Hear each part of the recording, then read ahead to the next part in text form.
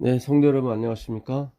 네, 오늘 제 3기 마지막과 13과 공부하도록 하겠습니다. 13과의 제목은 섬기는 자들의 공동체입니다. 섬기는 자들의 공동체. 기억절은 히브리서 10장 23절 24절입니다. 또 약속하신 이는 미쁘시니 우리가 믿는 도리의 소망을 움직이지 말며 굳게 잡고 서로 돌아보아 사랑과 선행을 격려하며. 오늘도 13교과 저자분께서 사랑과 선행에 대해서 말씀하고 있습니다. 이 기억절이 나오는 히브리 10장은 그 율법에 대해서 나오는 장입니다. 그러니까 율법은 그 본체가 아니라 그림자라는 거죠. 물론 여기에서 의문의 율법, 제사법을 얘기하고도 있지만 십계명도 마찬가지입니다. 다 이게 사본이거든요. 그것은 우리가 무슨 죄가 있는지를 다 이렇게 거울같이 보이게 깨닫게 해주는 것입니다. 그래서 율법은 장차 오는 일의 그림자요 참 형상이 아니므로 해마다 늘 드리는 그와 같은 제사로는 나오는 자들을 언제든지 온전케 할 수 없느니라. 그렇지 않으면 섬기는 자들이, 여기 섬기는 자들이 나오죠. 단번에 정결케 되어 다시 죄를 깨닫는 일이 없으리라. 어찌 드리는 일을 그치지 아니하였으리요. 만약에 드리는 것으로 우리가 이렇게 깨끗해질 수 있다면, 온전케 될 수 있다면 왜 하나님께서 막으셨겠느냐, 그런 말씀이에요. 여기 섬기는 자들이 나옵니다. 섬기는 자들. 그러나 이 제사들은 해마다 죄를 생각나게 하는 것이 있다. 그래서 이제는 예수님이 등장하게 되죠. 결국 이 모든 율법은 죄를 생각나게 하고, 황소와 염소의 피가 능히 죄를 없이 하지 못하느니, 그러므로 세상에 임하실 때 가라사대 하나님이 제사와 예물을 원치 아니하시고 오직 나를 위하여 한 몸을 예비하셨도다. 그렇죠. 제사와 율법을 예비한 게 아니라 한 몸을 예비한 거예요. 십계명이 목적이 아니라 성소가 되신 그리스도예요. 출애굽에 십계명이 나오죠. 그게 목적이 아니라 계명을 주신 목적은 뭐예요? 성소로 가라고, 거기서 깨끗함 받으라고 주신 거죠. 그러니까 성소가 목적이에요. 그리스도, 여호와는 성소이시니, 이사야가 그러잖아요. 여호와는 성소이시니, 그 이사야서 8장 14절입니다. 13절 14절. 그러니까 만군의 여호와가 성소세요. 그분께 가는 게 목적이에요.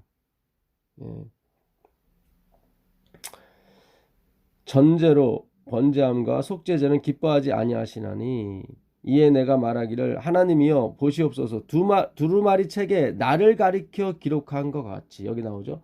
이 두루마리 책은 성경을 말하는 것입니다. 예언이 됐든 성경이 됐든 이 두루마리 책에 나를 가리켜, 예수 그리스도를 가리켜 기록한 것과 같이 하나님의 뜻을 행하러 왔나이다. 하나님의 뜻은 뭐냐면 예수님이 죽으심으로, 십자가를 지심으로 우리를 다 온전케 하는 거예요. 그게 히브리 10장에 갖고 있는 의미인 것입니다.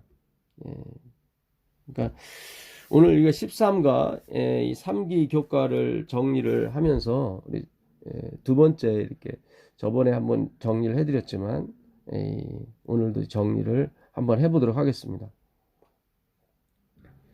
그러니까 우리가 교과나 모든 성경을 제외한, 뭐 성경도 마찬가지겠지만요, 그 저자의 의도를 아셔야 됩니다. 그러니까 다음 기 교과가 뭔지는 모르겠지만, 우리가 다음 기를 공부할 때도 이 교과책의 저자가 무슨 의도로 이걸 썼는지, 그걸 우리가 볼 줄 아셔야 돼요. 예. 그러면 이제 답이 좀 쉽게 풀려요. 교과를 공부할 때 쉽게 풀려요. 그냥 마구잡이로 하나님이 주신 거니까 다 맞을 거야. 그런 게 아니라, 예. 물론 하나님이 주신 건 다 맞죠. 예. 근데 우리가 이 어떤 긍정적인 의문이 필요합니다. 부정적인 의미 아니라, 그러니까 제가 교과를 녹음하면서 오해를 하시는 수가 있어요. 아, 이렇게 삐딱하게 이렇게 교과를 보느냐. 그게 아니에요. 그게 아니라 지금 우리가 바울이 얘기한 것처럼 사실 많이 속았어요. 바울이 그러잖아요. 디도서 3장 3절에 우리도 전에는 어리석은 자요, 순종치 아니한 자요. 이 순종치 아니한다는 게 아페이데아거든요. 그러니까 페이도에서 온 말인데, 진리를 알다. 페이도는 진리를 알다고, 아는 부정어예요. 그러니까 진리를 모르고 어떤 행위만을 계속 하는, 리핏하는, 낡은 가죽 부대죠. 계속 행위만 하는 바람에 낡아졌어요. 진리를 모르고 그리스도를 모르고 어떤 행위만을 함으로 구원 얻으려고 하는 거예요. 그걸 순종치 아니한다고 나오는 거예요. 바울은 진짜 하나님께 열심히 있던 사람입니다. 둘째가라면 서러울 정도로 율법에 완전한 사람이었어요. 율법의 의. 그러니까 하나님의 의가 아니라 율법의 의. 그러니까 율법에도 의가 있는 거예요. 좋아 보이는 거예요. 유익해 보여요. 바울이 그래요. 내게 유익하던 모든 것이라고 그래요. 그 율법의 의를. 그러니까 우리가 율법을 지켜서 어떻게 선행과 봉사, 일종의 율법을 지키는 거거든요. 그것도 의로워요. 그래서 이 육체에 도움이 됩니다. 그러나 우리의 진정한 영적의 도움, 영적으로의 해방, 죄로부터의 해방은 그리스도의 보혈밖에 없는 것입니다. 하나님의 공로밖에 없다 이 말이죠. 그래서 우리가 항상 하나님 먼저 우리로 선택하게 하세요. 그래서 우리가 자유의 의지로 우리가 선택하게 해요. 근데 그 선택의 결국이 결국 허무하다는 걸 알게 하십니다. 그런 다음에 하나님이 선택이 들어오는 거예요. 그 다음에 하나님이 선택하세요. 저는 경험적으로 칫솔 하나도 제가 좋아하는 칫솔을 막 선택해요. 근데 하나님 경험으로 막 선택에 다 실패하게 해요. 그래서 나한테 맞는 칫솔이 뭘까 고민하던 차에 누군가 선물을 줬는데 그 칫솔이 딱 맞는 거예요.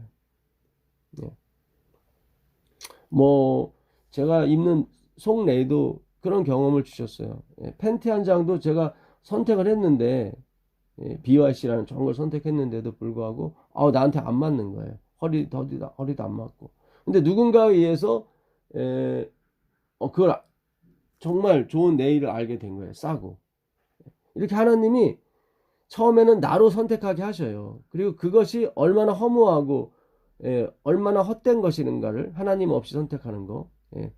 그러니까 나의 선택이 실패라는 것을 가르쳐 주기 위해서 우리에게 자유의지를 주신 거예요. 그리고 우리가 하나님의 선택을 기다리는 거죠. 그렇게 가는 거예요. 모든 것이. 그러니까 우리가 선행을 하고 봉사를 해요.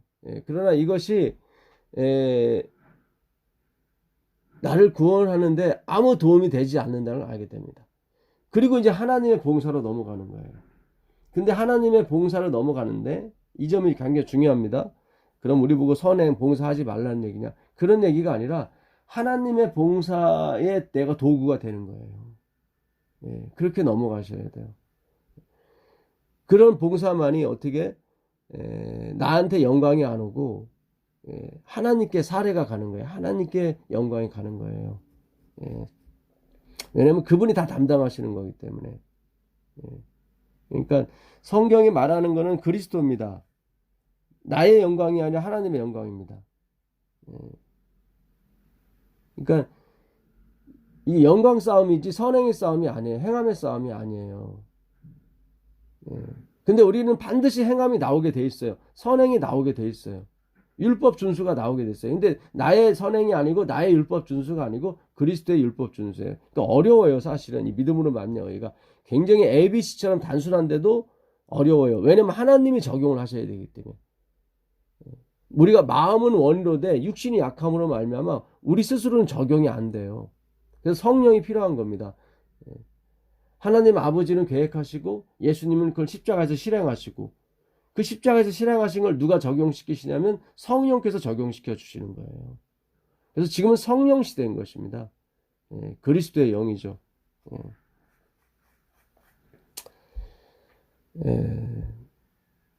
예수님도 영이셨죠. 하나님은 영이시니. 근데 그가 돌아가셨어요. 그리스도의 영이 죽으신 거예요. 그래서 아버지께서 당신의 영, 하나님의 영을 예수님께 주셔서 그리스도의 영이 되신 겁니다. 제가 저번 공부할 때 조금 설명이 부족했던 것 같습니다. 개인적으로 어느 집사님한테 설명해 주는데 제가 그때 답을 좀 잘못 내렸던 것 같아요. 그렇습니다. 그리스도께서 십자가에서 죽으셨어요. 하나님이 영이시거든요. 하나님이 죽으신 거예요. 물론 좀 제가 모든 대답을 드릴 수는 없습니다. 어쨌든 제가 드리고 싶은 것은 하나님이 인간이 되셨다는 거, 인간 안에 갇혀 있다는 거. 그러니까 쓸모 없는 거에 갇혀 있는 거죠. 육체에. 그분께는 모든 게 쓸모 없거든요. 그러니까 하나님이 제한됐단 말이죠. 예수님께서. 그게 그분의 공로예요. 우리의 죄를 갖고 가시는 거예요. 어떤 의미에서는 영원히. 그러니까 그분의 봉사는 영원한 거예요. 그러니까 십자가에서 완결된 게 아니라 그 완결의 영향력이 영원히 가는 거예요. 그러니까 그분은 영원히 열심히 일하시는 거예요. 우리의 죄 사함을 위해서, 우리의 나땡니스를 위해서. 그러니까 우리의 나땡니스를 계속 덮기 위해서, 퍼펙트로 가기 위해서 그분은 영원히 열심히 일하시는 거예요. 그래서 우리는 그분에 대해서 영원히 알아가도 알 수가 없어요. 왜냐면 그분은 늘 앞서 가셔서 영원히 가시기 때문에. 그래서 우리는 영원히 찬양이 나오는 거예요. 이게 오해가 없길 바랍니다. 십자가로 완전히 끝났다면 우리가 한 1억 년, 2억 년, 3억 년 가게 되면 잊어버리게 돼요. 이 십자가는 영원한 거거든요. 영원히 가야 돼요. 어떤 면에서 지성소는 영원히 가야 되는 거예요. 하나님이 다 끝났다고 하신 것은 우리의 사망이 다 이렇게 끝났다는 의미지 그분의 사랑이 끝났다는 의미는 아닌 것입니다. 하나님이 다 이루셨다고 하시는 것은 그분의 사랑을 다 이룬 것이 아니라 우리의 속죄, 우리의 사망, 저주를 다 끝냈다는 의미죠. 요즘 성경 공부가 좀 깊어가고 있어요. 하나님께서 여러 가지 생각, 어떤 긍정적인 의문을 많이 일으켜 주십니다. 좋은 거예요. 이건 시작입니다. 제가 답은 드릴 수는 없어요. 하나님이 답이시죠.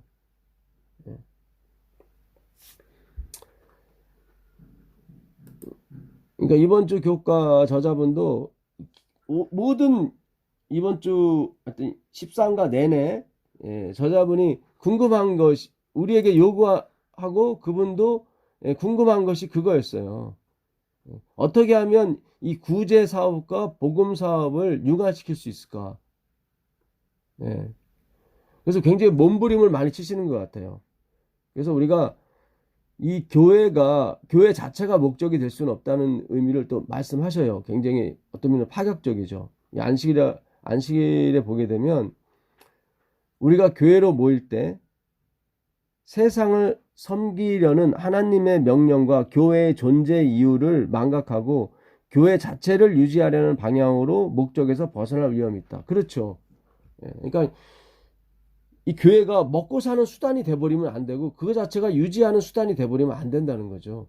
교회 자체도 방법이고 수단이라는 거지 그것이 목적은 아닌 거죠. 근데 점점 오늘날 교회가 먹고 살기 위한 수단이 돼버렸다는 거죠. 그러니까 교회를 유지하려는 데 목적을 둔다는 거죠. 그게 아닌데 그게 유대인들의 방법이었거든요. 율법, 선행, 성전이 그들의 목적이 됐었거든요. 그러다 보니까 진짜 성전이고 진짜 율법이고 진짜 선행이신 그리스도를 십자가에 못 박아 버린 겁니다. 이런 비평, 좋은 비평은 정말 좋은 거예요. 우리는 교회의 몸으로서 우리 주위에 존재하는 고통과 불행을 모른 채 해서는 안 된다.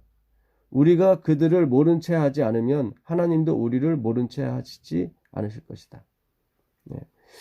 굉장히, 그러니까 이게 잘 나가시다가, 그러니까 그러니까 재림교회 전체의 지금까지의 어떤 가르침의 방향이 자꾸 우리의 의지를 발동케 해요.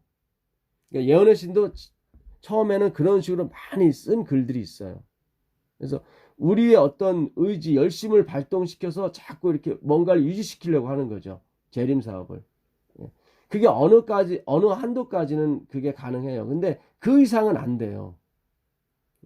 그러니까 우리를 그게 목적이 아니라 우리가 처음 아까 말씀드린 것처럼 선택하게 하셔요. 우리한테 자유의지를 줘요. 그래서 우리가 막 선택하게 하셔요.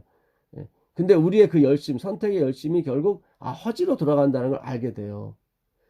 하나님이 그런 의도로 먼저 그렇게 자꾸 우리의 의지를 발동케 하시는 거예요.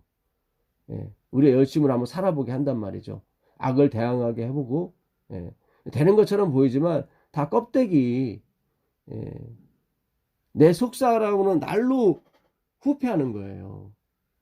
겉은 막 이렇게 뭐한 것 같지만 좀 성경과는 좀 다른 의미처럼 보이지만 같은 내용입니다. 사실은 겉사람을 후패한다는 얘기는 우리의 어떤 육과 영과 혼 전체를 말하는 거거든요. 우린 육적인 존재이기 때문에 내 속사람은 그러니까 우리의 어떤 하나님이 거듭나게 하시는 그런 마음들, 그런 거는 이제 날로 새로워진다는 의미는 이제는 나는 진짜 나땡니스구나. 그 다음 나는 절대적으로 나땡니스구나. 그 다음 나는 영원히 나땡니스구나. 이렇게 점점 깊어가는 거죠. 그게 새로워지는 거죠. 그러니까 우리가 남을 모른 채 하지 않으면 하나님도 우리를 모른 채 하지 않는다. 이것이 맞는 것 같지만 이것이 어떤 결론적인 의미는 아니라는 말씀이죠. 이게 과정으로 존재하는 수는 있지만 이게 결과는 아니에요. 왜냐하면 하나님이 우리를 먼저 사랑하셨기 때문에 그런 거예요. 그러니까 엘렌 지 화이트도 그 뭡니까? 그 주기도문을 설명하실 때도 우리가 우리에게 죄진 자를 사하여 준 것 같이 우리의 죄를 사하여 주옵시고를 우리가 먼저 죄를 용서하면 하나님이 용서해 주실 것이다. 그런 식으로 해석하지 말라고 그래요. 산상본에 보게 되면. 그런 어떤 의미 전달을 위해서 하나님이 우리를 어떻게 용서하시는지에 대해서 이렇게 설명하기 위해서 먼저 그걸 쓴 것뿐이지 우리가 먼저 용서해 하나님 용서한다 그런 거 아니에요. 그러니까 어떤 남의 고통과 불행을 모른 채 안 하는 사람들을 하나님이 모른 채 안 하실 것이라는 이런 어떤 결론이 아닌데 이것을 결론화시켜서 가르치는 바람에 행위로 가는 신앙이 마구마구 갔던 것입니다. 이렇게 가다 보면은 십자가는 전혀 보이질 않아요. 하나님이 보이지 않는다 이 말이죠. 내가 먼저 선택을 해야 십자가도 존재하는 거지. 내가 선택하지 않으면 예수님이 100만 번 죽으신들 무슨 소용이 있겠어. 이게 알미니안주의예요. 이게 저번에 말씀드린 존 폴런드 이신론의 주장자가 말하는 거. 모든 운명이 우리의 선택과 우리의 행위에 달려있다는 그런 사상. 15세기 마르틴 루터에 이어 나온 행위로 말미암의 사상이죠. 이것이 모든 교회에 지금 재림교회를 비롯해서 모든 교회에 지금 사실 알게 모르게 들어가 있습니다. 입술로는 아니라고 그러죠. 바리새인들도 자기는 행위로 맞는 의라고 얘기 안 합니다. 그래서 아까도 말씀드린 것처럼 디도서 3장 3절에 우리도 전에는 어리석은 자여 순종치 아니한 자여 속은 자요 이렇게 나오는 거예요. 속았다. 각색 정욕과 행락과 종노릇 한 자요. 언제 바울이 디도가 정욕과 행락의 종노릇 했습니까? 영적으로 의미하는 겁니다. 악독과 투기로 지낸 자요. 율법주의는 진짜 악독해요. 냉정하고 정말 시기와 투기가 많아요. 왜냐하면 행함으로 구원받기 때문에 경쟁을 해야 되기 때문에 그런 거예요. 그러나 믿음으로 말미암은 의는 뭐예요? 배운 자나 못 배운 자나 많이 있는 자나 못 가진 자나 예수를 믿는 사람에겐 공의, 똑같은 구원을 주십니다. 그래서 누가 구원을 받든 투기가 일어나질 않아요. 왜냐하면 그 근원이 그리스도이기 때문에. 악독과 투기로 지낸 자요, 가증스러운 자요. 그러니까 자기 자신이 율법의 의는 흠이 없다고 한 자기 자신을 가증스러운 자요, 피차 미워한 자였다. 이렇게 나오는 거예요. 피차 미, 네 교단이 옳으냐, 내 교단이 옳으냐, 이렇게 막 교단을 나누고 이렇게 서로 피차 미워하는 거예요. 내가 진리다, 네가 진리다, 이렇게 나오는 거예요. 정말 이 마지막은 초교파주의로 가는 게 맞는 것 같아요. 그러니까 제임스 와이시 처음에 재림운동할 때도 우리의 교리는 성경이고 우리의 교단은 기독교다, 그냥 기독교인 거지 어떤 교단을 만들어내는 게 아니거든요. 어떻게 하나님이 분리가 됩니까? 분리될 수 없죠. 그러나 그것도 하나님 하나의 과정으로서 우리에게 제시해 주신 겁니다. 이제는 하나님의 선택으로 가야 돼요. 나의 선택이 아니라, 나의 주권이 아니라 하나님의 주권. 너희는 먼저 그의 바실레야 주권을 먼저 구하라. 그리하면 이 모든 것을 너에게 더하실 것이다. 주권을 구하는 여러분에게 하나님의 모든 것이 더해 줄 줄 믿습니다. 더 가셔야 돼요. 우린 입술로만 주권이지 아직 하나님의 주권을 인정하지 않고 있어요. 제가 하나님의 섭리, 계획, 이 예정, 작정을 부르짖는 이유는 단 하나밖에 없습니다. 하나님의 주권을 찾아드리는 거예요. 이것도 좀 모순된 얘기지만 여러분의 의지를 발동시키기 위해서 저도 이제 찾아드린다고 표현하는 것 뿐입니다. 그러니까 마르틴 루터가 의가 우리만 필요한 게 아니라 하나님도 필요하다. 수동적인 의. 전에 제가 패시브 저스티피케이션. 이 패시브는 이제는 수동이란 뜻이거든요. 저스티피케이션은 이제 칭의. 그러니까 하나님도 수동적인 칭의가 필요하대요. 그럼 우리가 하나님이 되는 거예요? 하나님한테 의의를 부여해요? 그런 의미가 아닌데, 무슨 의미냐면 한편 강도가 이제 예수 그리스도에게 드리는 말씀이에요. 그러니까 그 다른 강도에게, 예수님을 막 저주하고 욕하는 강도에게, 한편 강도에게 그러죠. 구원받은 강도가 너와 나는 당연히 십자가에서 죽을 몸이로되 이분은 그러한 일을 한 적이 없다, 이거예요. 이게 패시브 저스티피케이션, 수동적인 의. 우리가 의가 있어서 그분에게 나눠주는 게 아니라 오직 그분만이 의롭다 하는 이 칭의가 필요해요. 그분에게도. 하나님은 그걸 먹고 사세요. 그걸 하나님께 영광이라고 그러고 땅엔 평화라고 그러는 거예요. 굉장히 중요합니다, 이게. 그러니까 마르틴 루터가 정확하게 본 거예요. 우리도 칭의가 필요하지만, 불의한 자는 그대로 불의하고 의로운 자는 그대로 의롭다는 그 칭의가 필요하지만 하나님도 필요하다는 거예요. 그러니까 하나님이 먹을 양식이 그거예요. 우리가 먹을 양식도 칭의이고 그분도 칭의예요. 근데 우리가 먹을 양식은 그분에게서 나오는 칭의를 말하는 거예요. 진정한 의. 우리는 그 의를 받고 당신만이 의로우신 분입니다 하는 그 칭의를 하나님께 드리는 거예요. 이게 굉장히 중요합니다. 이렇게 의가 서로 왔다 갔다 하는 거예요. 하나님은 그거를 위해서 우리를 만드신 거예요. 이사야서 43장 21절에 보시면 하나님께서 그 말씀을 하시죠. 내가 이 백성을, 이사야서 43장 21절입니다. 이사야서 43장 21절 보시면, 이 백성은 내가 나를 위하여 지었나니 나의 찬송을 부르게 하려 함이니라. 그러니까 내가 왜 이 백성을 지은 줄 아느냐? 나의 찬송. 이거를 justification이라고 하는 거예요. 아니, passive justification. 당신만이 의로우십니다. 이게 14만 4천인이 요한계시록 몇 장이죠? 15장. 15장에서 부르는 모세아 및 어린 양의 노래인 거예요. 당신만이 거룩하시고 당신만이 의로우십니다. 당신의 선택, 당신의 작정만이 옳습니다. 그것밖에는 우리에게 행복이 없네요. 우리의 선택과 우리의 의지, 열심으로는 하나님의 작정을 따라갈 수 없고 하나님의 작정을 이길 수가 없고 우리는 다 헛된 것뿐이네요. 예. 그래서 우리에게 자유의지 선택이 주어진 것이고 다시 하나님의 선택으로 넘어가는 것입니다.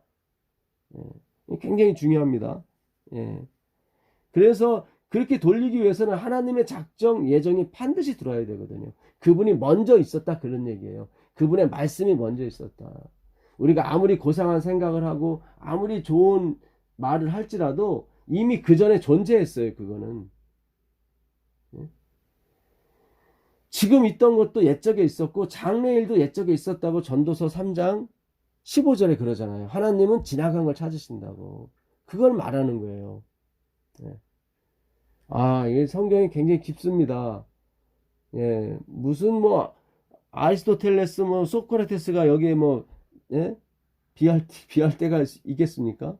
없어요. 없어요. 예, 없어요. 예. 참 예. 굉장히 중요합니다. 예. 43장 이사야 43장 7절에도 무릇 내 이름으로 일컫는 자 곧 내가 내 영광을 위하여 창조한 자를 오게 하라. 예. 내 이름으로 일컫는 내 말씀으로 일컫는 자 그 얘기하는 거예요. 예. 그래서 우리가 그 빛난 세마포옷을 입는 게 그 옷이 말씀이에요. 그들은 하나님의 말씀들이다 이렇게 나오잖아요. 요한계시록 19장 8절에 있는 말씀이죠. 내가 내 영광을 위하여 창조한 자를 오게 하라. 그들을 내가 지었고 만들었느니라. 눈이 있어도 소경이요 귀가 있어도 귀머거리인 백성을 이끌어내라. 예, 그가 내 백성이다 이렇게 나오는 거예요. nothingness를 얘기하는 거예요. 귀가 있어도 듣지 못하고 눈이 있어도 보지 못한다고 말하는 그 자들. 주님 내가 열심히 공부해서 신학 박사 돼봤는데 이것도 아니군요. 신학이 아니라 신앙이군요. 신앙. 믿음이군요. 이렇게 고백하는 그러니까 공부를 많이 해봐야 되는 거예요. 여러분 진짜 공부를 열심히 잘 하셔야 돼요. 박사도 돼봐야 돼요. 그래야 주님 이 박사 아무것도 소용이 없군요. 내가 그 백성을 이렇게 부르러 왔다 그러는 거예요. 그래서 화이트 글에 열심히 공부하라 박사도 되라 뭐 이런 얘기가 나오는 거예요. 높은 꿈을 향해 가라. 그래야만 내가 귀머거린 걸 알거든요. 그래야만 내가 소경인 걸 알게 됩니다. 오해는 하지 마세요. 뭐 나는 공부도 못하는데 공부도 안 했는데 학문적인 공부도 공부지만 다른 공부도 인생 공부도 말하는 거예요. 성경 공부죠. 결정적으로 성경 공부. 우리가 성경 공부를 통해서 그걸 알게 되는 것입니다. 그래서 우리가 사실은 속았습니다. 바울이 속았다면 우리는 진짜 더 속은 거죠. 제가 누구를 비평하려고 하는 게 아니라 우리 인생 자체가 속이는 거예요. 우린 스스로 속고 있다 이 말이죠. 뭐 누가 잘못 가르쳐 줘도 있지만은 내 스스로가 내 스스로를 속고 있어요. 속이고 있고 내가 나를 잘 모른다는 얘기죠. 그래서 이번 주 교과도 그렇고 이번 기 내내 어떻게 보면은 우리 교단 전체에 그동안 걸어왔던 길들이 여기에 다 어떻게 이렇게 표상적으로 예표될 수 있지만 모든 사람이 그런 건 아닙니다. 그런 질문을 계속 하시는 거예요. 진리가 교회 성장의 수단이 아니라 그러니까 계속 이분도 이게 지금 교회가 그러니까 성장이라는 것이 이렇게 목적이 돼서는 안 되는데 선행과 봉사가 목적이 돼서는 안 되는데 계속 하시는 거예요. 생각을 하는 거예요. 그러니까 그것이 또 나와야 되는데 또 그러니까 이 고민의 딜레마에 빠지신 거예요. 근데 그거는 단 하나밖에 없어요. 그리스도예요. 그리스도. 성경이 그러잖아요. 요한복음 20장 31절에 오직 이것을 기록함은 기노스코 그라페 성경이죠. 오직 이것을 기록함은 너희로 예수께서 하나님의 아들 그리스도이심을 믿게 하려 함이요 또 너희로 믿고 그 이름을 힘입어 생명을 얻게 하려 함이니라. 그러니까 이 성경을 쓴 목적은 오직 그리스도다. 그리스도를 알고 믿고 영생 얻는 것이. 예. 그러니까 영생이 됐든 뭐가 됐든 다 그리스도 때문에 나오는 거지. 그리스도의 방법을 쫓아가면 성공한다. 그거를 가르쳐 주려고 하는 게 아니란 말이죠. 예. 진리가 교회 성장의 수단이 아니라 정의의 편이 되어야 하는 이유는 무엇이라고 생각합니까? 그러니까 이번 주 그 교과에도 화요일 날인가요? 예, 오직 그리스도의 방법을 사용함으로써만 사람들을 접촉할 때 참 성공을 거둘 수 있다. 예, 거둘 것이다. 엘렌 지 화이트 치료봉사에 하신 말씀이에요. 그래서 이렇게만 표현하게 되면은 그리스도가 수단이 돼버려요. 뭐의 수단? 예? 참된 성공을 위한 수단. 이걸 행위로 맞냐고 그러는 게. 여기 그리스도도 있어요. 오직 그리스도의 방법을, 여기 그리스도가 있잖아요. 근데 이거를 사용하는 수단이 돼버리는 거예요. 그리스도가. 그게 아니라 화이트분이 이 글을 쓴 목적은 그리스도의 방법을 사용함으로써 성공을 거두는 게 맞아요. 그렇게 함으로써 그리스도가 예수 그리스도가 진짜 참이구나. 진짜 목적이구나. 이렇게 무슨 뜻인지 아시죠? 그러니까 성공이라는 선물을 줌으로써 그 성공에 빠지는 것이 아니라 그 선물에 빠지는 것이 아니라 그걸 주신 분을 향해서 그 성공과 선물을 버려버리고 가는 거예요. 그게 누가복음 5장에 나오는 베드로의 고백이에요. 예수님께서 깊은데 그물들을 던져라. 네 있는 그물들을 다 던져라 그랬더니 베드로가 말씀에 의지하여 던진다 해놓고 하나만 틱 던졌어요. 그랬더니 그 그물에 물고기가 가득 찬 거예요. 예. 그러니까 그리스도의 방법대로 했더니 어떻게 해요? 성공했잖아요. 거기서 베드로가 주여 나를 떠나소서 저는 죄인이로다 고백하잖아요. 그러면서 예수님께서 내가 너로 사람 낚는 어부 만들어 주겠다. 나를 따르라 했더니 그들이 배와 그물을 버려들고 고기를 다 버려들고 그리스도를 쫓았단 말이죠. 그렇죠. 예. 그리스도를 쫓기 위해서 그리스도가 목적이 되기 위해서 그리스도의 방법을 하나님이 동원하시는 거지 그 그리스도의 방법이 참 목적은 아니에요. 그러니까 선행과 봉사가 그렇게 가야 된다 이 말씀이에요. 예. 우리의 만족이 목적이 아니고 우리의 선행이 목적이 아니에요. 그리스도가 목적이라 이 말이에요. 예. 그러니까 이게 제가 본의 아니게 이게 계속 비평을 하게 되는 위치에 서 있는데 어쩔 수가 없어요. 침례 요한이 아마 제가 침례 요한이라는 의미가 아니라 이 시대를 사는 모든 하나님의 백성들은 계속 뭐예요?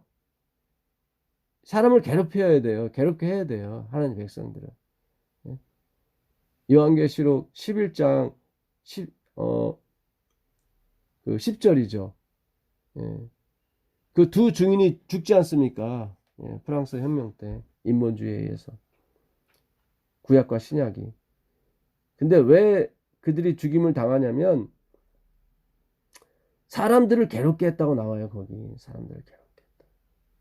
왜냐면 이 말씀 율법은 거울이거든요. 우리가 잘났다는 걸 비춰주는 거울이 아니라 우리가 못났다고.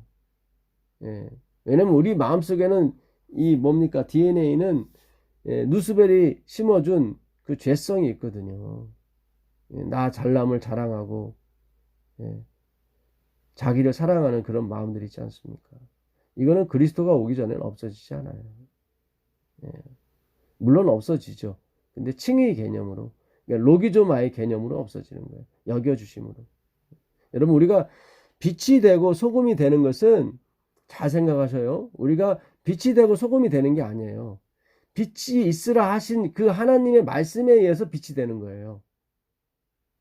근데 우리는 내 스스로 자꾸 빛을 내려고 했단 말이죠. 그게 아니라 하나님의 말씀이 빛이 있으라 해서 빛이 있었잖아요. 하나님이 빛을 만드셔야 되는 거예요. 하나님이 선행을 만드셔야 되는 거예요. 우리 가운데. 소금도 마찬가지예요. 하나님이 만드신 게 소금이에요. 그러니까 하나님이 만드셔야 돼요.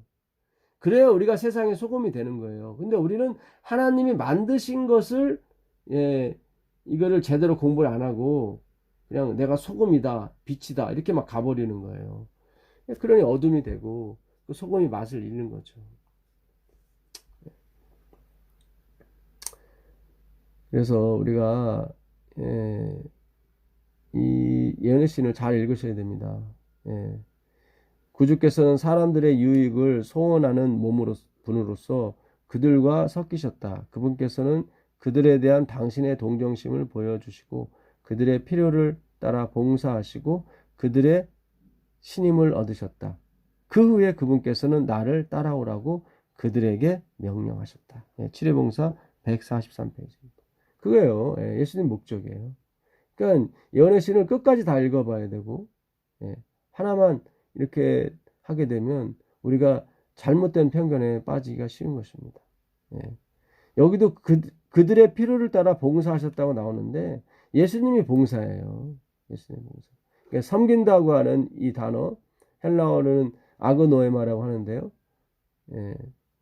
아니 저기 아그노에마는 그게 아니죠. 그거는 허물이죠. 허물. 히브리서 9장 7절에 나오는 허물이고, 예, 섬긴다고 하는 것은, 예, 라트레이야, 예, 라트레이라고 제가 로마서 12장 1절에, 예, 너희 몸을 하나님이 기뻐하시는 거룩한 산 제물로 드리라 할 때 그 드리라, 예, 이것이 너희 드릴 영적 예배니라. 그 예배, 그게 라트리아거든요. 예, 드리는 예배, 라트리아인데 그거는 서비스 오브 갓이라고 말씀드렸었죠. 예, 근데 그거를 이제 두 가지 뜻이 있는데 하나님에 대한 봉사와 하나님의 봉사로 나뉘는데 우리는 하나님에 대한 봉사로 그걸 해석을 하는 바람에 다 이렇게 뭘로 가는 거예요? 선행으로 가는 거예요. 서비스 오브 갓은 하나님의 봉사예요. 하나님의 봉사. 우리가 먼저 주님을 알아야 돼요. 예수님이 3년 반 동안, 예, 그 제자들을 가르쳐 주셨어요. 섬기셨어요. 예, 그래도 다 떠나가잖아요. 결국 성령이 오셨을 때 예수님의 섬김이 드러나게 되는 거죠. 그러니까 제자들의 섬김으로, 제자들이 백성을 섬김으로 드러나게 되는 거예요. 그러니까 제자들은 수단과 도구가 된 거죠. 예. 이 제자들을 다 비우는데 쓰인 것이 성령인 거였어요. 성령. 그들의 자아, 이기적인 마음. 그걸 성령께서 나파오, 불어넣으셔서 생기. 우리들의, 그 콧김이죠. 콧김. 루아우. 하나님의 성령인 예수 그리스도. 그리스도의 영이 우리 몸에 들어가서 나파오, 안에 있는 걸 밀어내는 것입니다. 그러니까 성령이 하시는 것은 그리스도의 영광, 그리스도의 증거죠. 그래서 오늘날 우리가 성경을 공부하는 것이 다, 예, 그리스도에 대해서 공부하는 것입니다. 예, 너무 재밌지 않습니까? 이렇게 성경이 풀린 적이 없었어요.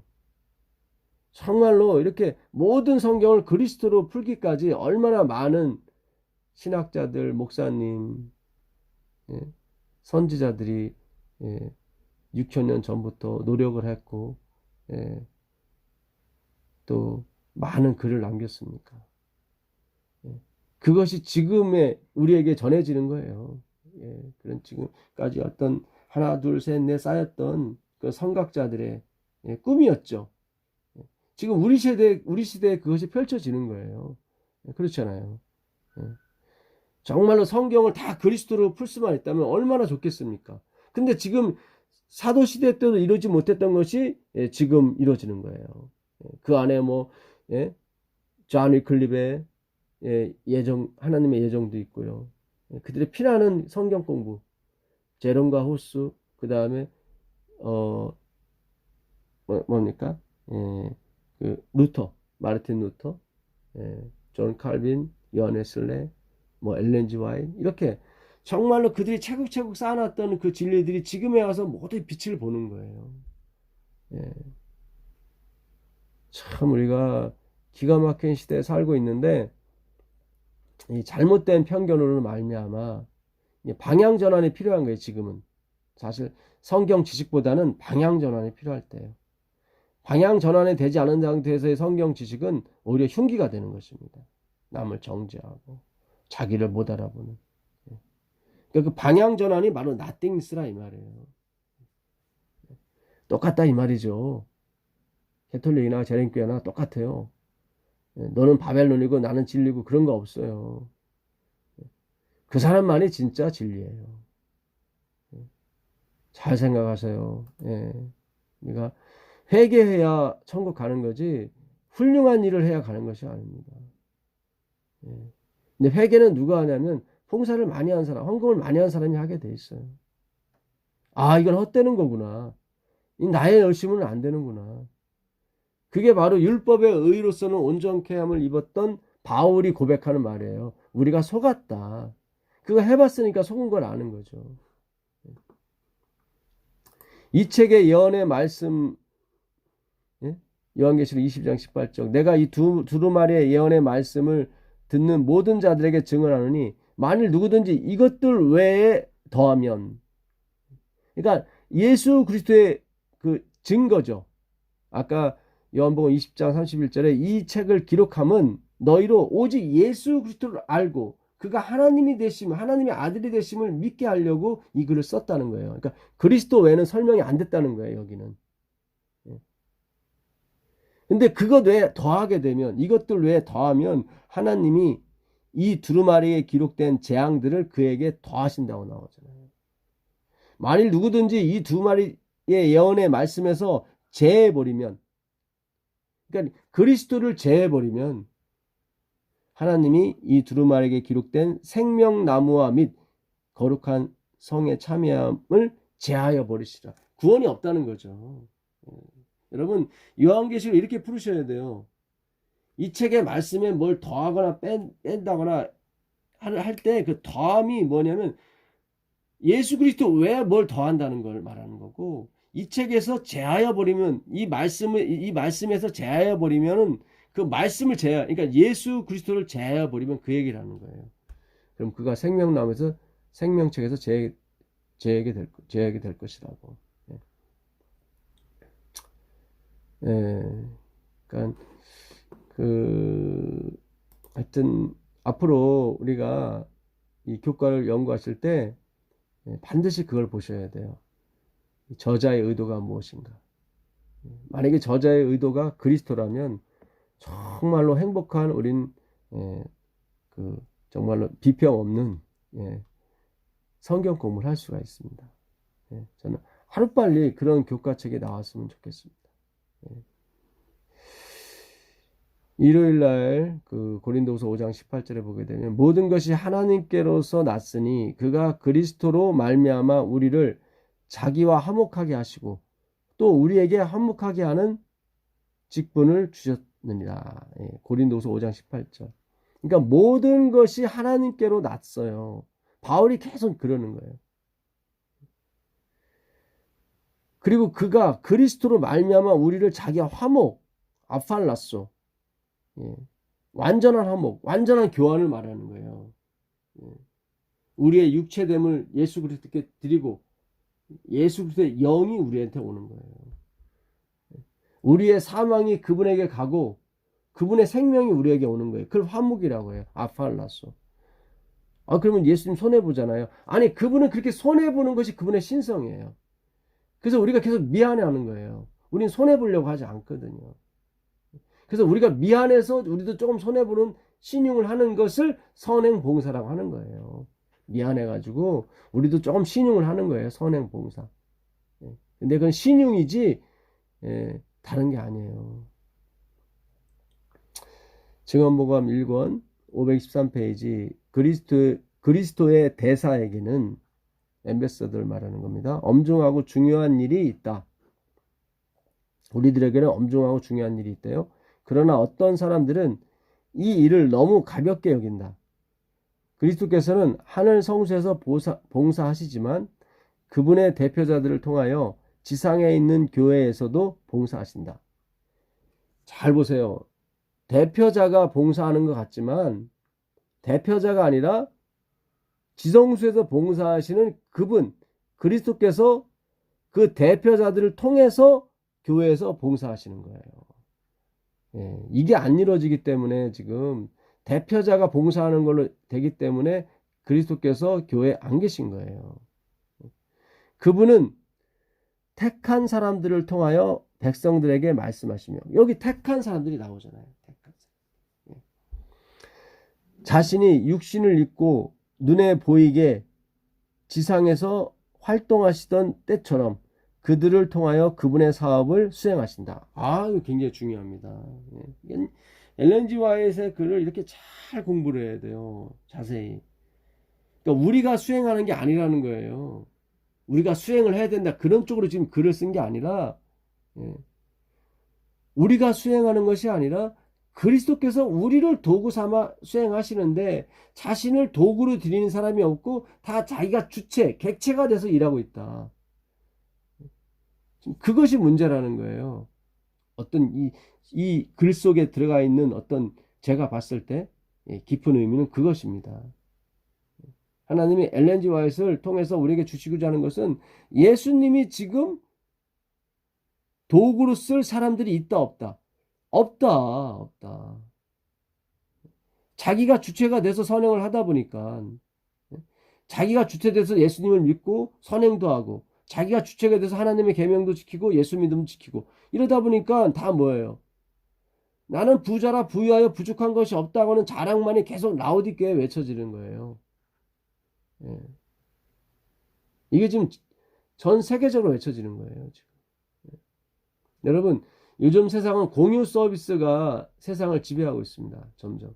그러니까 소유에서 지금 공유로 넘어가고 있어요. 우리가 다 공유하잖아요. 말씀도 공유하고, 자전거도 공유하고, 우버 택시라고, 우버 택시인가요? 하여튼 뭐 다 공유 택시가 있잖아요. 공유 택시, 공유차, 차를 이렇게 공유해요. 그래서 뭐 여기서 빌려서 저기다 갖다 놓고, 그리고 옷도 공유하고, 이제는 수건도 공유하더라고요. 모든 걸 대부분 다 공유해요. 소유 개념이 없어지는 거예요. 이거 어디서 온 겁니까? 사도행전 2장에 나오는 거잖아요. 우리가 늘 꿈꾸는 거. 날마다 성전에 모여 말씀을 나누고, 떡을 나누고, 서로 교제하고, 자기의 소유를 팔아 필요한 사람에게 나눠주는 공유의 개념이잖아요. 그럼 지금 공유의 이 개념이 성령께서 하시는 일입니까? 성령 말씀에서 나오는 겁니까? 아니잖아요. 인간의 지혜, 인간의 머리에서 나오잖아요. 기가 막히죠? 하나님이 이 일을 하기 전에 먼저 사탄한테 기회를 주는 거죠. 그러니까 사탄이 자기 힘으로 공유 시스템을 만드는 거예요. 그래서 지상천국을 만들려고 하는 거죠. 하나님은 먼저 사탄한테 기회를 줘요, 세상한테. 그리고 하나님이 일하셔요, 그 다음에. 그러니까 지금 공유의 개념이 퍼진다는 얘기는 곧 하나님 백성에게도 성령에 의한 공유의 개념이 온다는 거죠. 근데 그 성령에 의한 공유의 개념이 오려면 말씀, 교제가 일어나야 되고, 그 교제가 일어나기 위해서는 뭐예요? 말씀이 임해야 되는 거예요. 그래서 지금 말씀이 막 나가고 있는 거예요, 하나님께서. 말씀을 막 이렇게, 제가 1시간, 2시간 이렇게, 혹은 2시간 넘게 이렇게 녹음을 하고 성경을 가르치는 것이 어떤 분에게는 좀 힘들고 어려울 수가 있어요. 왜 이렇게 기나? 한 5분만 하고 하면 더 좋을 텐데, 아니에요. 이게 계속 말씀이 열려야 돼요. 이 말씀이 다 열려야, 다 열리고 나면은 뭐예요? 성령이 그걸 갖고 일하신다. 그걸 가지시고요. 그걸 깨닫게 해주시고, 그걸 생각나게 해주신다고요. 끝이 와요. 그래서 제가 좀 무리를 해서라도 하나님께서 1시간 40분, 보통 100분 정도, 2시간 정도 녹음을 시키시는 거예요. 여러분이 정말로 다른 데 자꾸 관심을 두지 마시고, 성경을 어떻게 해석할 것인가, 거기에 관심을 두세요. 그러면 1시간 40분도 짧아요. 되게 재밌어요, 성경이. 그리고 여러분에게도 다른 모든 것이 더해집니다. 굉장히 중요합니다, 사실은. 그래서 저도 하나님의 그 요구에 동참을 하는 겁니다. 그렇지. 저도 한 20분, 30분 짧게 하면 좋죠. 앞으로 그것도 만들긴 만들 거예요. 예. 지금까지 한 설교를 간략하게 20분 좀 달려가면서도 들을 수 있게, 볼 수 있게, 하박국에 하나님이 말씀하신 것처럼 그 계획도 있어요. 그러나 이 마지막 마무리, 정말 14만 4천인에 들어가시려면, 제가 14만 4천이라는 얘기가 아닙니다. 우리 후세에 예수님 올 수도 있으니까요. 반드시 성경을 숙고하셔야 돼요. 화이트분이 그랬어요. 성경 연구를 통해서 이 지상사회의 마무리가 될 거라고요. 정말로 보이지 않는 곳에서 성경을 연구하시는 분이 계셔요. 그분에게는 이렇게 성경이 하나 열릴 때마다 담비와 같은 거예요, 사실.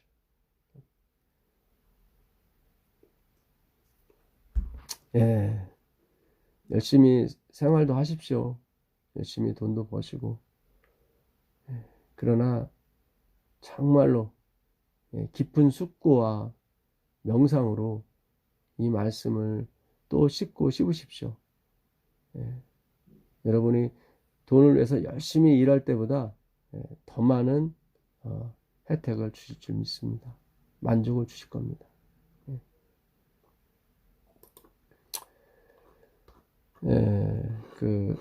아까 화요일 날 제가 유엔신 치료봉사 143페이지 읽어드렸죠. 목요일 날에는 기도를 한번 보도록 하겠습니다. 기도 보게 되면, 아버지, 힘들지만 정말 보람이 있습니다. 제게 변하지 않는 믿음을 주시옵소서. 충성스럽게 하나님을 사랑하고 이웃을 섬기는 삶을 살다가 예수님 다시 오시는 날 승리의 면류관을 받게 해 주시옵소서. 저도 이 기도에 동의는 합니다. 그리고 저도 이런 기도를 얼마 전까지 또 수없이 드렸습니다. 정말 하나님을 사랑하고 이웃을 섬기는 삶을 살게 해달라고. 왜냐면 하나님을 내가 정말 사랑하고 있다고 생각하고 이웃을 내가 정말 섬긴다고 생각하면 확신이 생기거든요. 예수님 이제 오셔도 상관없습니다. 근데 여기에 어떻게 보면은 이게 엄청난 함정이 있어요. 그러니까 화이트분이 돌아가시기 직전에 그런 말씀을 하세요. 이제 나는 의지할 것이 예수의 공로, 십자가의 보혈밖에 없습니다. 내가 붙드는 것은 그거밖에 없습니다. 그런 고백을 하고 잠드세요. 그러니까 처음에는 나의 선택이 있었던 거예요. 하나님을 사랑하고 이웃을 내 몸과 사랑하는 그 나의 선택이 있었는데, 이것이 허무한 거, 이것으로는 내가 하나님의 그 높으신 율법이 요구하는 그 표준에 오르지 못한다는 걸 알게 된 거예요. 엘렌 G 화이트도. 그리고서 이제 그리스도의 보혈로 가는 거예요. 그렇게 갈 때만이 100% 그리스도의 보혈을 의지할 수가 있어요. 왜냐하면 내가 해봤기 때문에. 그런 측면에서는 이 기도가 맞아요. 그러나 우리가 최종적으로 확신을 갖고 기도할 기도는 아닌 거예요. 잘 생각하세요. 계속 우리가 이 기도에 머물렀기 때문에 내가 준비가 안 됐어. 예수님이 지금 오시면 안 돼. 늘 예수님이 하나의 심판자로서 우리에게는, 죄에 대해서는 심판자지만 우리에게는 구원자거든요. 그러니까 우리로 구원자로 오지 않으시고 자꾸 심판자로만 보이는 거예요. 그러니까 죄의 표만 쓰는 거예요. 우린 계속. 그러니까 재림이 무서운 거예요. 그리고 이거를 그런 식으로 이해하다 보니까 이 재림을 선포할 때도 막 무섭게, 여러분 깊게 생각하십시오, 이런 식으로요. 그렇지 않으면 죽습니다, 이렇게 공포 분위기에 재림 소식이 전해는 거예요. 그게 아니에요. 이사야서 52장 7절에 그런 말씀 있잖아요. 이사야 52장 7절에 그 전도자가 전하는 것이 있습니다. 이사야서 52장 7절에 보게 되면 그 구원을 공포하고 복된 소식을 전하는 자의 그 발걸음에 대해서 나오죠. 좋은 소식을 가져오며 평화를 공포하며 복된 좋은 소식을 가져오며 구원을 공포하며. 다 뭐예요? 좋은 소식, 구원을 공포하는 사람이에요. 공포를 공포하는 게 아니라. 근데 우린 지금까지 좋은 소식이 아니라 공포를 공포했단 말이죠. 그러니까 공포의 더블이 된 거예요. 공포교회가 된 거예요. 공포교회. 재림교회가 아니라. 내 스스로도 나를 속인 거예요. 구원을 공포하며 시온을 향하여 이르기를 내 하나님이 통치하신다 하는 자의 산을 넘는 발이 어찌 그리 아름다운고. 그렇죠. 내 하나님이 통치하신다는 건 뭐예요? 그분이 선택하시고 그분이 주장하신다. 우리가 선택하는 게 아니고 우리가 통치하는 게 아니고 우리가 운행하는 게 아니었다. 그러니까 지금까지 내가 실수하고 뭐 실패했던 건 당연했던 거고 이거에 너무 기를 죽이지 말라. 이제 하나님이 통치하신다. 이제는. 그 얼마나 그 발걸음이 가볍겠어요. 그 억압에서 그 환란, 제가 드로포스라고 말씀드렸죠. 프레스라고. 큰 환란에서 나오는 자들인데 저들은 어린 양의 피에 그의 옷을 빨아 희게 한 사람이라고 나오잖아요. 그 환란은 뭐예요? 억압이었어요. 스스로가 만든 무덤, 프레스. 엄청난 억압이었어요. 의에 대한 요구, 완전에 대한 요구로 인해서 눌렸던 그 양심들 있잖아요. 길을 못 피고 똑바로 살아. 너 그렇게 하면 안 돼. 네가 큰 딸인데, 네가 큰 아들인데, 뭐 이런 식으로. 넌 희생을 해야 돼. 뭐 이런 식으로 막 눌렸던 그 환란에서 벗어난 자들 어떻게 벗어났어요? 어린 양의 피로 그 속은 양심들을 이게 억압된 양심들을 다시 회복시켜 주는 거예요. 십자가의 은혜죠. 자유인 것입니다. 해방이에요. 그 자유에서 봉사가 나오고 그 자유에서 헌금이 나오는 거예요. 다 나오는 거예요. 다 나오는 거예요. 다 얻었는데 뭐 내 안에 내가 쌓았던 건 다 밖으로 나올 수밖에 없죠. 온 우주를 다 얻었는데 우주가 내 마음속으로 들어왔는데 이 지구에서 얻은 거야 당연히 배설물로 나가는 거죠.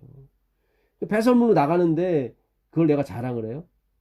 우리가 하는 봉사 선행은 나가는 행위예요. 그게. 참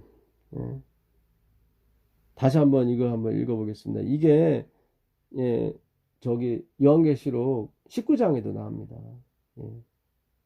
좋은 소식을 가져오며 평안을 공포하며 복된 좋은 소식을 가져오며 구원을 공포하며 시온을 향하여 이르기를 내 하나님이 통치하신다 하는 자의 산을 넘는 발이 어찌 그리 아름다운고. 여러분 발이 아름다우셔야 됩니다. 공포를 조장하는 그런 발이 아니라요. 그런 발은 두려운 거예요.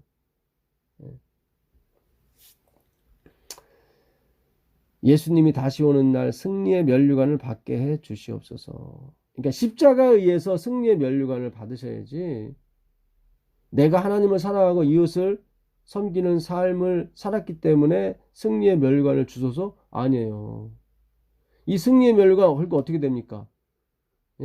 요한계시록 4장에 그 천상에서 예배드리는 그 24장로가 뭐라고 그래요? 이 땅에서 구원을 얻은 구약의 12지파 신약의 12제자를 상징하는 게 24장로 아닙니까? 예수님이 부활하실 때 같이 무덤에서 나왔던 사람들. 그 사람이 그 어린 양 앞에서 7인을 떼기 합당하신 그 어린 양 앞에 그 승리의 면류관을 다 던져버리잖아요. 요한계시록 4장 12절인가요? 왜 던져버리겠어요? 십자가를 보니까 예수 그리스도의 희생을 보니까 그 하나님의 영원하신 죽음을 보니까 거기서 감히 숙연해지는 거예요. 자기가 한 게 아닌 거거든요. 여러분 이제 우리가 이 중간 단계에서 하루속히 벗어나십시오. 캐톨릭에서 연옥이 있다고 그러는데 만약에 연옥이 있다면 지금 우리가 처한 상황이 연옥인 거예요. 여기서 빨리 천국으로 넘어가셔야 돼요. 하나님을 사랑하고 이웃을 섬기는 삶을 사는 거. 이건 그리스도께서만이 사신 거예요. 그리고 그분이 다 사시고 우리에게 다 넘겨주신 거예요. 그거를 할례라고 그러고 침례라고 그러는 거예요. 그 표시만 하시는 거예요. 하나님께서. 그 표시를 갖다가 우리의 선행 봉사라고 잠깐 비치는 거예요. 예. 예, 참 오늘 우리가 이 3기 2019년 3기 교과 구제와 봉사에 관한 공부를 우리가 마치면서 정리를 해봅니다. 그래요. 우리는 하나님을 사랑하고 싶었고 이웃을 내 몸과 같이 사랑하고 싶었지만 그렇게 못 살았다는 것을 확인하고 가는 겁니다. 아, 정말 예수님의 십자가가 아니었다면 저는 영락없이 지옥에 떨어질 뻔했군요. 여기서 말하는 지옥은 죽음을 의미하는 것입니다. 성경에 지옥이 나오니까 제가 말씀드리는 거예요. 아, 이 예수님의 보혈이 영원히 우리에게 있지는 않은 한 우리는 영원히 죄인이 될 수밖에 없군요. 나땡니스, 흙이죠. 먼지에 불과한 거죠.